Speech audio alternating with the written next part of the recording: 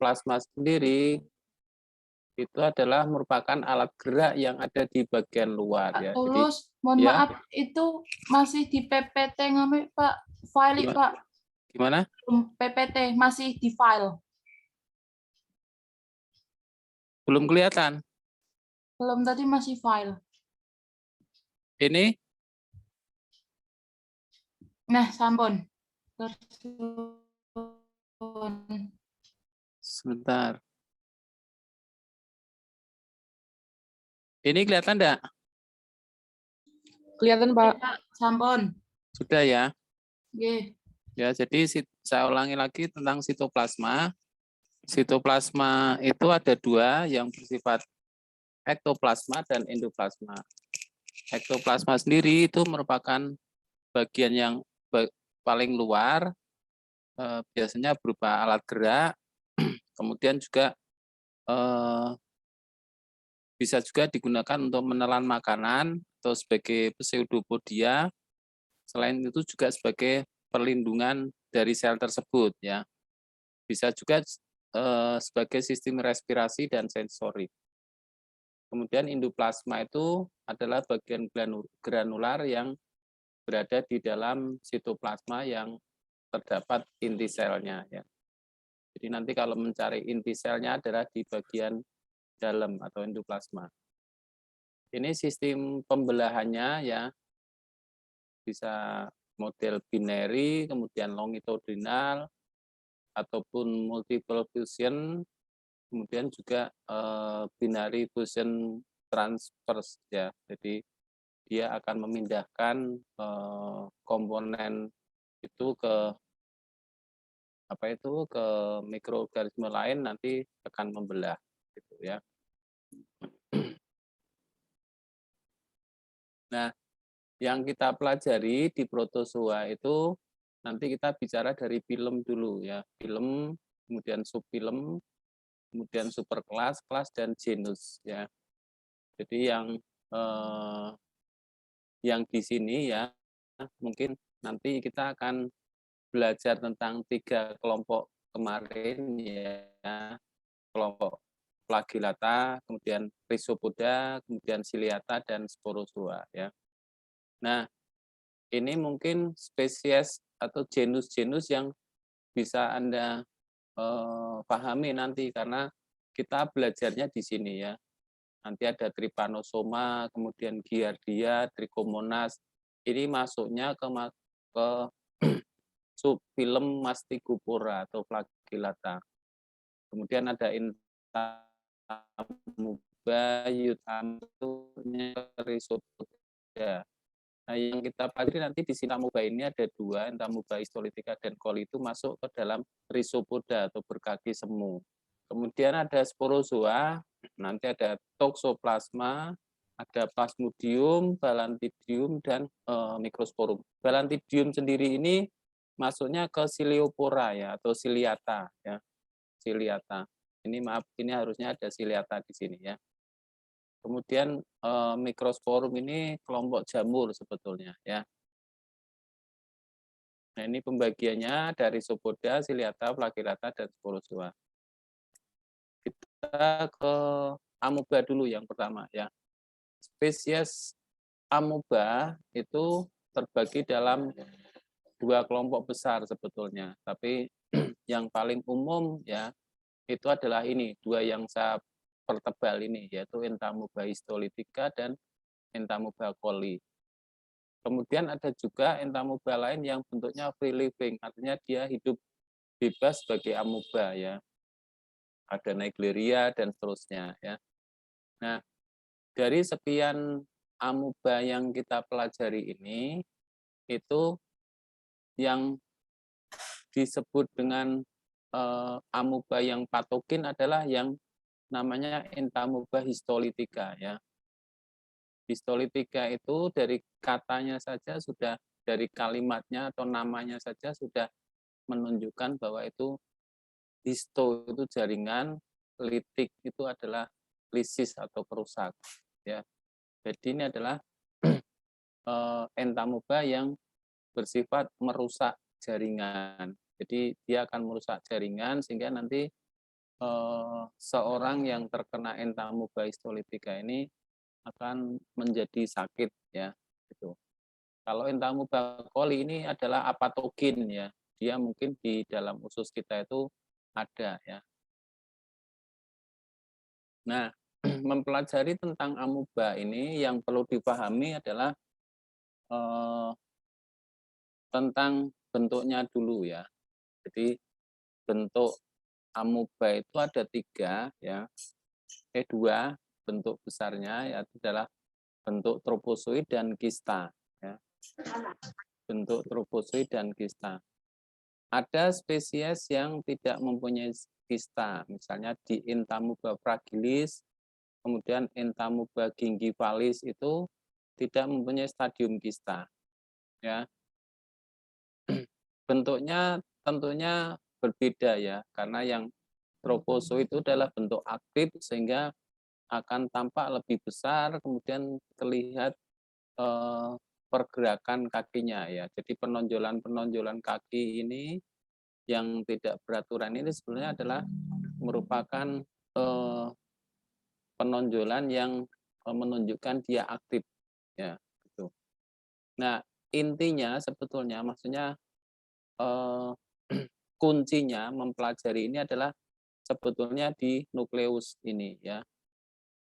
Jadi mempelajari amuba itu sebenarnya kata kuncinya di sini ya. Nah, kata kuncinya apa? Ketika kita mempelajari tentang nukleus ya, itu akan menunjukkan morfologi yang berbeda-beda ya. Jadi misalnya di Entamoeba fragilis ini ya, bentuknya oval ya, bentuknya oval. Kemudian karyosom ini namanya karyosom ya. Karyosom itu anak inti. Kalau ini inti besar inti, kalau ini namanya anak inti. Nah, Entamoeba fragilis ini bentuknya berlobus-lobus ya. Jadi bulatan-bulatan seperti kalau Anda pernah melihat inti dari neutrofil segmen ya. Jadi berlobus-lobus seperti itu. Kemudian Yud amubabuski ya. Yud amubabuski itu oh ya ini satu lagi bahwa dia letaknya adalah di tengah atau sentrum atau sentris ya, sentris ya di tengah. Kemudian Yud amubabuski itu ada semacam garis apa itu filamen yang menghubungkan antara membran luar dari inti dan karyosom ya. Seperti ada garis-garisnya ini ya. Itu. Nah, letak daripada inti Yud amuba itu ada di tengah, sentral dan besar ya. Jadi di tengah dan besar ya. Kemudian endolimak nana. Endolimak nana itu intinya besar ya, karyosomnya besar, letaknya di tengah dan bentuknya tidak beraturan ya, bentuknya tidak beraturan. Kemudian ada kromatin perifir yang tidak teratur ya, artinya di sini ada, di sini kosong, di sini ada kosong lagi itu. Itu namanya kromatin perifir ya. Kemudian Entamuba gingivalis itu hampir sama dengan Yud amuba, cuman intinya itu kelihatan lebih kosong ya. Jadi intinya itu cenderung kosong ya. Kalau ini karyosomnya itu tebal gitu ya. Kemudian ada kromatin perifir yang tidak beraturan ya. Jadi ada kosong dan seterusnya.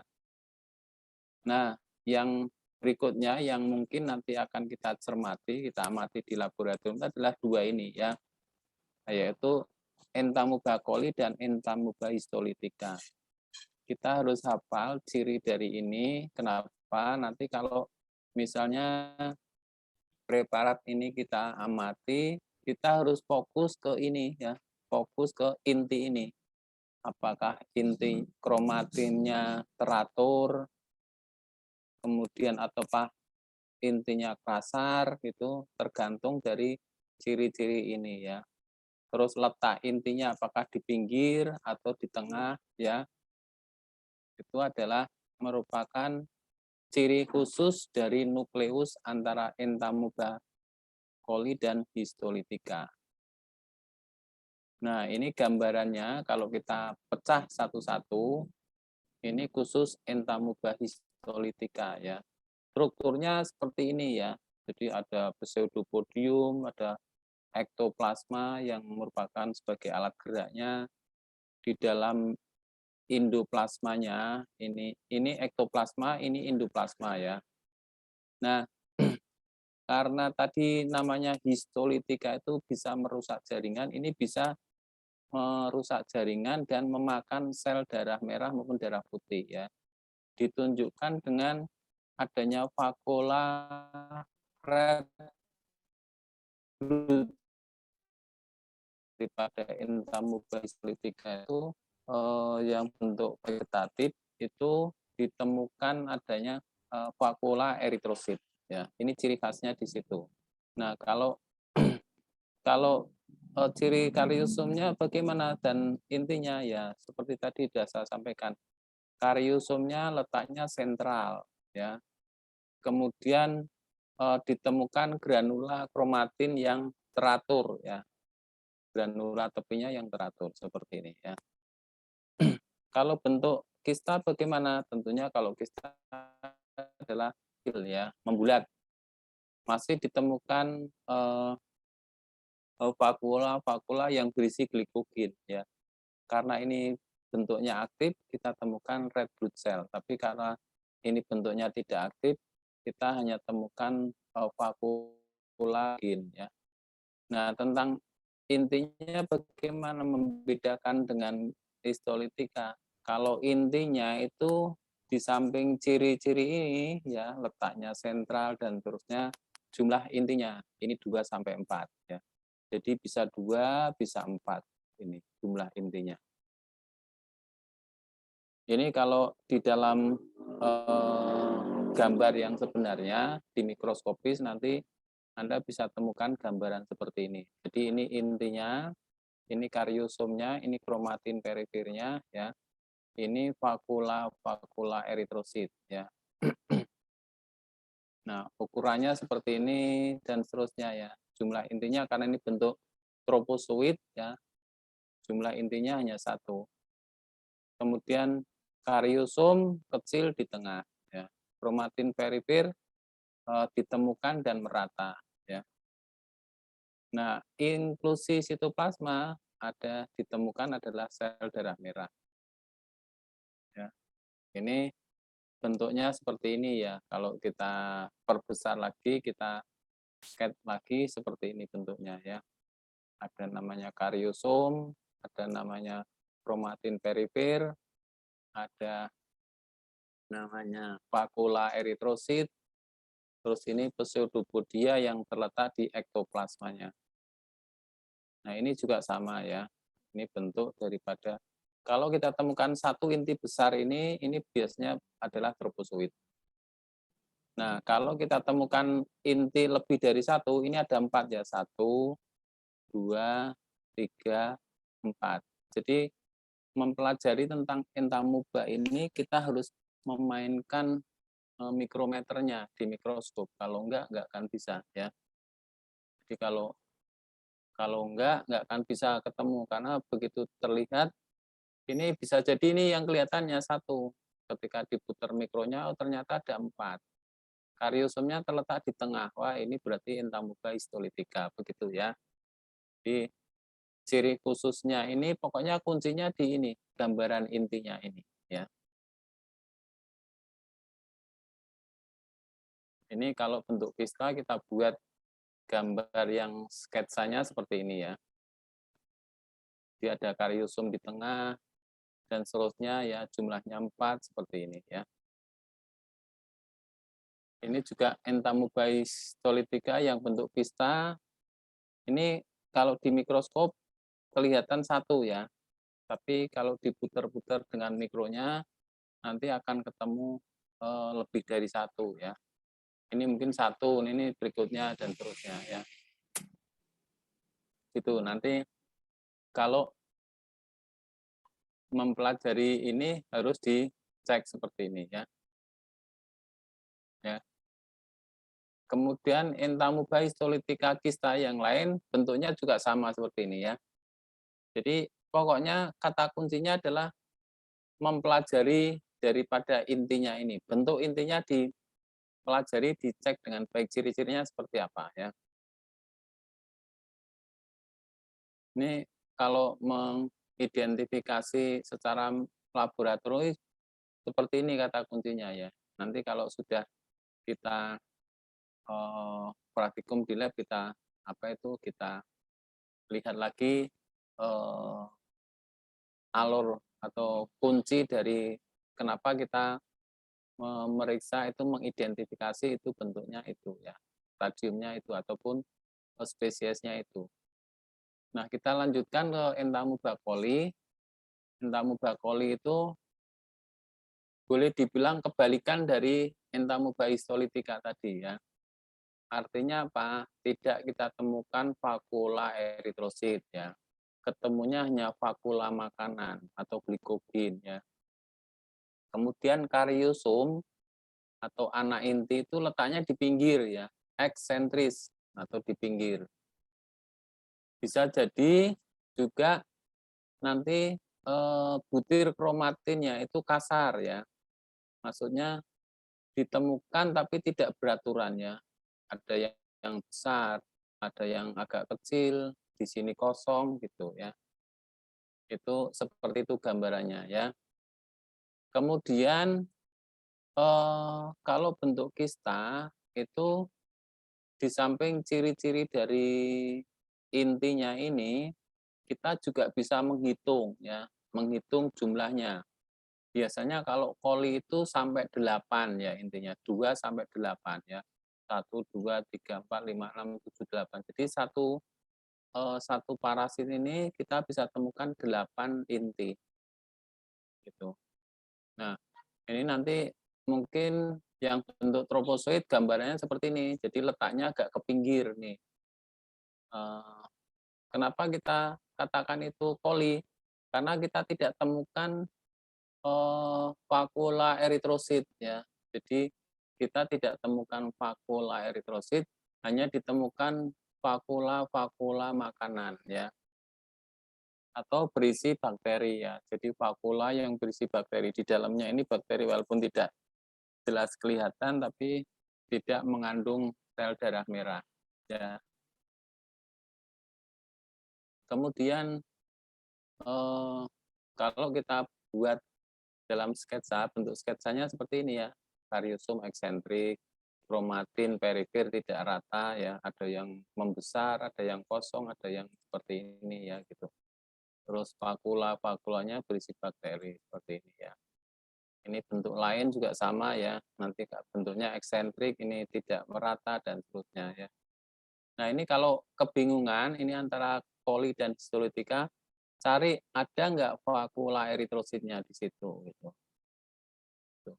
Kemudian kalau bentuk kista tadi saya sampaikan bisa sekitar 2 sampai 8 ya.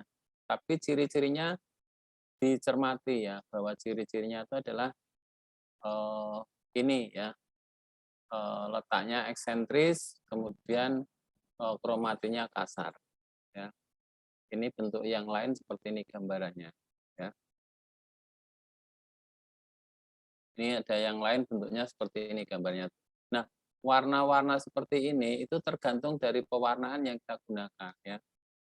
Jadi ada juga yang seperti ini ya. Jadi nanti tergantung dari pewarnaan yang kita gunakan seperti apa ya. Nanti kalau pewarnanya pakai mason trichrome ya, kalau endingnya cat itu pakai apa itu pakai anilin blue ya, berarti warnanya akan biru gitu. Ini masih jam 1:30, saya sambung satu lagi ya.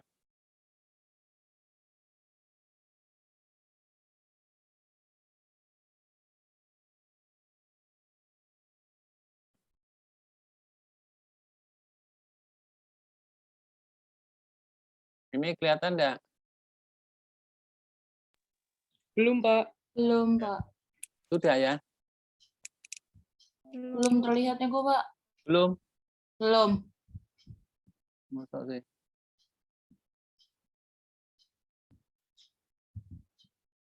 Sebentar, sebentar.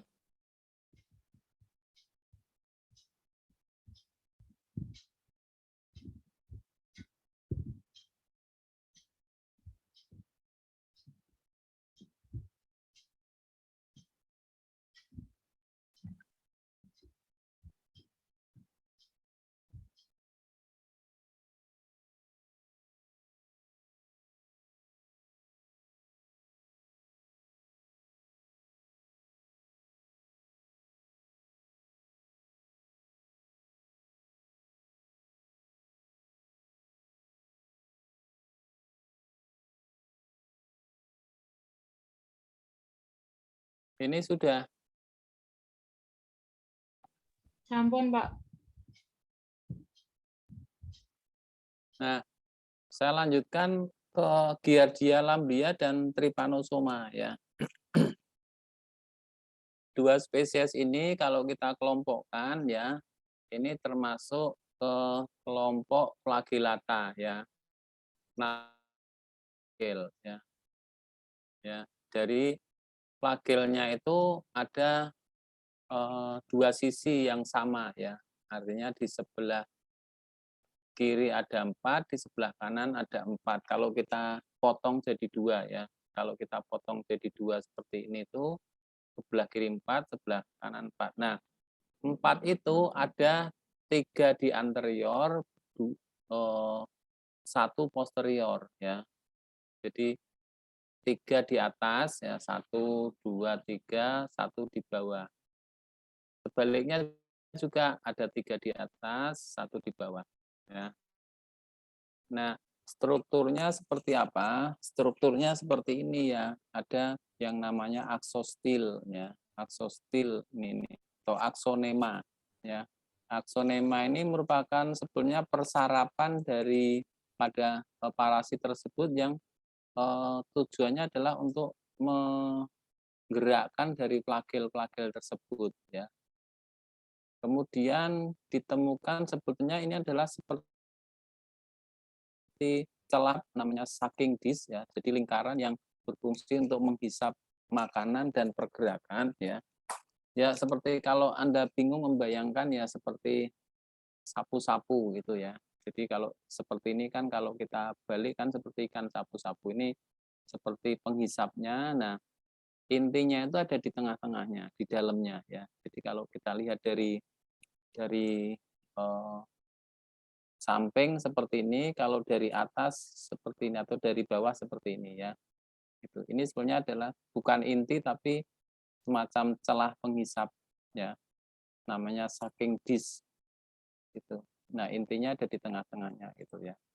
Ini kalau bentuk vegetatif ditemukan flagellata, tapi kalau bentuknya apa itu kista, nanti kita hanya temukan adanya aksonema atau aksostil dan 4 buah inti ya, 4 buah inti.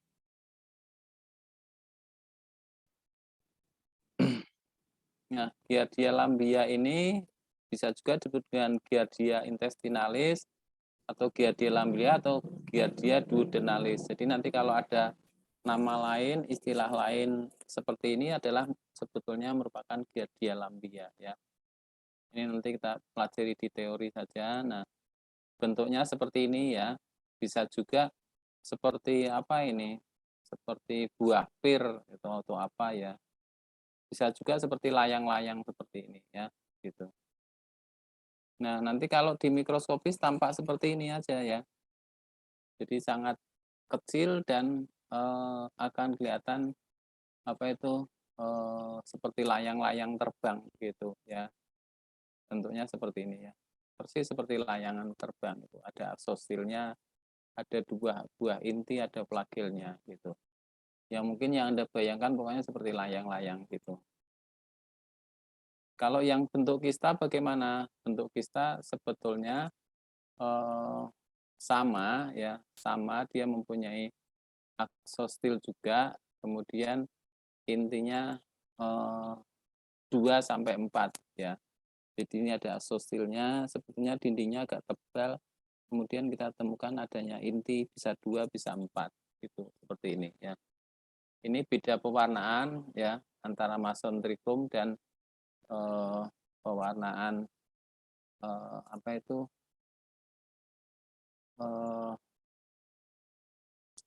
saya lupa yang ini ya. Kalau yang ini mason trichrome ya. Nah, yang berikutnya itu adalah trypanosoma ya. Trypanosoma itu bentuknya seperti ini ya. Bentuknya seperti ini. Dia menyebabkan penyakit Chagas. Chagas itu penyakit yang disebabkan oleh lalat dan biasanya orang yang dihinggapi ini akan tidur selamanya ya. Jadi tidak mati tapi tidur ya. Atau disebut dengan sleeping sickness. Jadi selama dia mengidap apa itu parasit itu dia akan tidur selamanya ya gitu. Nah, ciri-cirinya ya. Nah, sebetulnya trypanosoma itu ada beberapa stadium ya untuk perkembangannya. Ada amastigot, kemudian apa itu promastigot dan yang terakhir adalah epimastigot ya. Jadi yang terakhir sebelum dewasa itu menjadi epimastigot ini. Ini berubah bentuk ya, berubah bentuk dari namanya amastigot. Berarti sebetulnya belum belum menyerupai apa itu belum menyerupai yang dewasanya ya. Kemudian kalau ini adalah yang sudah hampir me, apa itu menjadi dewasa ya. Namanya epimastigot. Nah, pada dewasa ini kita bisa melihat ini adanya flagel anterior ya. Jadi flagelnya itu sebetulnya adalah flagel yang terletak di atas ya. Jadi jangan keliru flagelnya trypanosoma itu adanya di atas ya, bukan di bawah ya. Jadi kepalanya atasnya itu ini ya, itu bukan ini bawahnya ya. Nanti ada intinya, ada bleparoplasnya itu yang merupakan ujung daripada flagel tersebut. Nah, nanti di situ akan namanya membran undulan. Jadi kalau misalnya Anda pernah lihat seperti ikan yang di laut itu yang bergerak ke sana kemari, ikan pipih itu seperti ikan pari ya, seperti ikan pari melambai itu adalah pergerakannya seperti itu ya, gitu.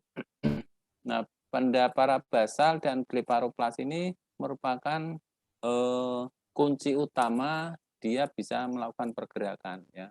Namanya membran undulan ini ya, namanya membran bergelombang atau membran undulan. Nah, yang sudah menjadi sebentar lagi menjadi dewasa adalah namanya tripomastigot. Tripomastigot ini membran undulannya menjadi lebih panjang ya. Jadi dia sudah dan bleparoplasnya sudah sampai ke bawah sehingga dia harapannya karena membawa badannya ini dia akan bergerak lebih lebih leluasa ya. Artinya membran membran gelombangnya itu sudah panjang ya. Nah, bentuknya seperti ini nanti kalau kita lihat trypanosoma. Ini ada flagelnya, kemudian ini membran gelombangnya ya. Nanti kalau jelas ya kita bisa menemukan namanya bleparoplas atau kinetoplasnya. Nah, ini bentuknya seperti ini ya. Nah, bentuknya seperti ini ya. Jadi yang ini adalah yang bagian atas, ini intinya, ini bleparoplasnya tadi ya. Atau kinetoplasnya tadi di sini. Nah, ini eh, adanya di darah ya. Darah ya. Darah nanti kita buat hapusan, nanti akan ketemukan parasit-parasit seperti ini ya. Gitu. Bisa menyerang hewan ternak, sapi biasanya paling sering ditemukan, sapi atau kerbau ya. Bisa juga menyerang hewan-hewan seperti ini ya, ada anjing, ada apa itu musang dan seterusnya ya, gitu.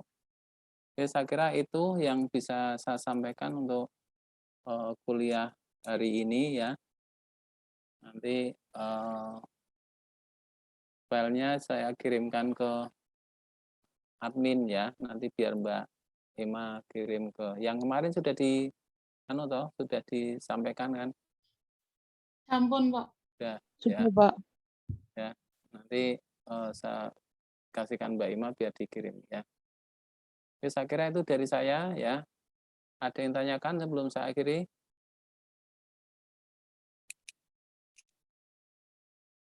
Jadi kalau belajar parasit 2 itu memang rumitnya apa? Mencarinya harus cermat banget. Kalau nggak cermat nanti nggak ketemu ya. Karena selnya sangat kecil dan harus teliti ya. Dianggap kotoran padahal itu parasit. Dianggap parasit padahal itu kotoran. Kadang sering kelirunya seperti itu ya. Pertanyakan ini sudah cukup?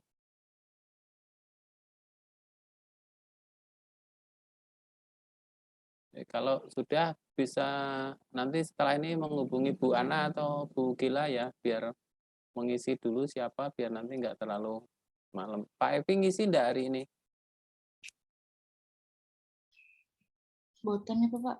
Belum ada konfirmasi Pak Evi mengisi ya? Ya, udah. Saya kira itu dari saya ya. Mohon maaf kalau ada hal yang kurang pas tadi ya. Saya akhiri. Selamat siang semuanya. Assalamualaikum warahmatullahi wabarakatuh. Waalaikumsalam warahmatullahi wabarakatuh. Pak. Ya, saya